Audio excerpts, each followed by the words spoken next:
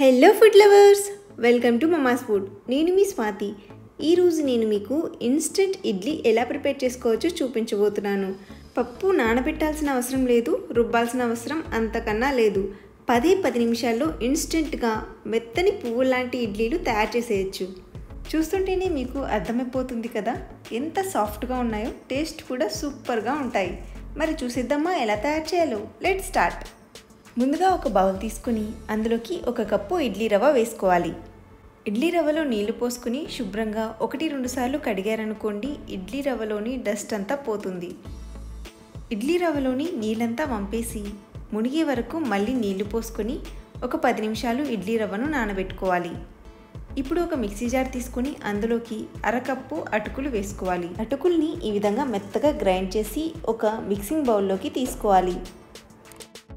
ఇప్పుడు మనం ముందుగానే నానబెట్టుకున్న ఇడ్లీ రవ్వలోంచి నీళ్లు పిండేసి బౌల్లోకి యాడ్ చేసుకోవాలి. ఇప్పుడు ఇందులోకి 1 కప్పు పెరుగు వేసుకోవాలి. ఫ్రెష్ పెరుగు కన్నా పుల్లటి పెరుగు అయితే బాగుంటుంది. రుచికి సరిపడా ఉప్పు, చిటికెడు వంట సోడా వేసుకుని పెరుగు రవ్వలో బాగా మిక్స్ అయ్యేలాగా కలుపుకోవాలి. కన్సిస్టెన్సీ కొంచెం గట్టిగా అనిపిస్తుంది కదా, కొంచెం వాటర్ యాడ్ చేసుకుంటూ బాగా మిక్స్ చేసుకోవాలి. మనం రెగ్యులర్గా పెట్టుకునే ఇడ్లీ బ్యాటర్ కన్సిస్టెన్సీ ఎలా ఉంటుందో ఇది కూడా అలానే ఉండాలి. పిండి కన్సిస్టెన్సీ ఈ విధంగా ఉంటే సరిపోతుంది. ఇప్పుడు ఇడ్లీ పాత్రలకు కొద్దిగా నూనె కానీ నెయ్యి కానీ అప్లై చేసుకోవాలి. జస్ట్ ఒక 2 డ్రాప్స్ అప్లై చేస్తే సరిపోతుంది. పిండి ఇడ్లీ పాత్రలో మరీ నిండుగా కాకుండా కొంచెం గ్యాప్ ఉండేలా వేసుకోవాలి. ఇడ్లీ ఉడికేప్పుడు కొంచెం పొంగుతాయి కదా, అందుకే కొంచెం గ్యాప్ ఉండేలా పిండిని వేసుకోవాలి. ఇడ్లీ పాత్రలో పిండి వేసుకున్నాక ఒకదాని మీద ఒకటి ఈ విధంగా ప్లేట్లను అమర్చుకోవాలి.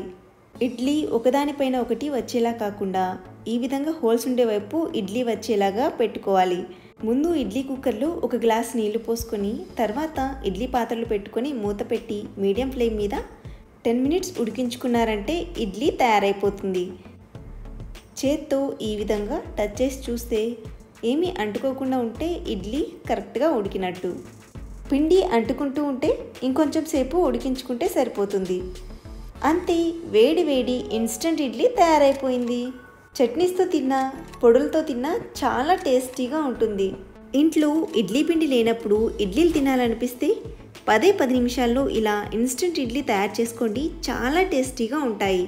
ట్రై చేశాక మీకు ఎలా వచ్చిందని నాతో కామెంట్స్లో షేర్ చేసుకోవడం మర్చిపోకండి. వీడియో నచ్చితే లైక్ చేసి మీ ఫ్రెండ్స్తో రిలేటివ్స్తో షేర్ చేసుకోండి. ఇంకా ఇలాంటి మరిన్ని టేస్టీ వంటల కోసం మన ఛానల్ని సబ్స్క్రైబ్ చేసుకోవడం మర్చిపోకండి. Thank you for watching.